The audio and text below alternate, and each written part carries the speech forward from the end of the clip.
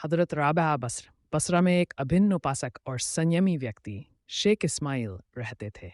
उनकी आर्थिक स्थिति अत्यंत दयनीय थी, लेकिन अपनी स्वाभाविक संतोषप्रियता के कारण वे कभी किसी के सामने हाथ नहीं फैलाते थे।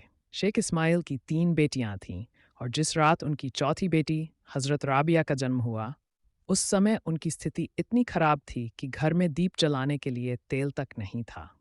हज़रत राबिया की माता ने अपने पति से अनुरोध किया कि वे किसी पड़ोसी से कुछ पैसे उधार ले लें।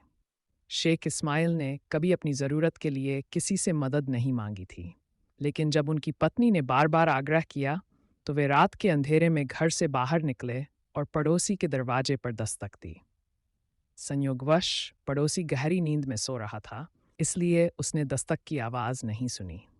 शेख इस्माइल कुछ समय तक दरवाज़ा खुलने का इंतज़ार करते रहे, लेकिन जब कोई आहट तक सुनाई नहीं दी, तो वे चुपचाप वापस लौट आए। जब उनकी पत्नी ने उन्हें खाली हाथ आते देखा, तो चिंतित स्वर में पूछा, क्या पड़ोसी ने भी मदद करने से इनकार कर दिया? शेख इस्माइल ने उदास लहजे में जवाब दिया, किसी ने इनकार नहीं किया, बल्कि दरवाज़ा ही नहीं खुला। यह सुनकर हज़रत राबिया की माता ने आश्चर्य से कहा, यह तो बहुत हैरानी की बात है। शेख इस्माइल ने उत्तर दिया, तुम्हें इसमें आश्चर्य क्यों हो रहा है?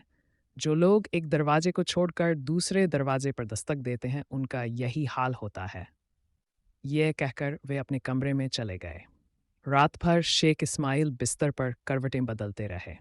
पड़ोसी के व्यवहार ने उन्हें दुखी कर दिया था, और इसके साथ ही उन्हें इस बात का भी पछतावा था कि वे उसके दरवाजे पर गए ही क्यों। इसी मनोस्थिति में उन्हें नींद आ गई। पैगंबर मोहम्मद सम की बशारत। स्वप्न में उन्होंने हुजूर अकरम सल्लम का दीदार किया।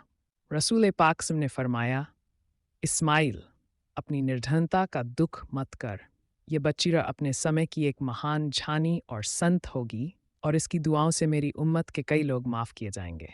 अब तुम बसरा के शासक ईसा जरवान के पास जाओ और उससे कहो कि वह मुझ पर हर रात 100 बार और जुमे की रात 400 बार दुरूद भेजता है, लेकिन पिछले जुमे की रात उसने ये उपहार मेरी बारगाह में नहीं भेजा।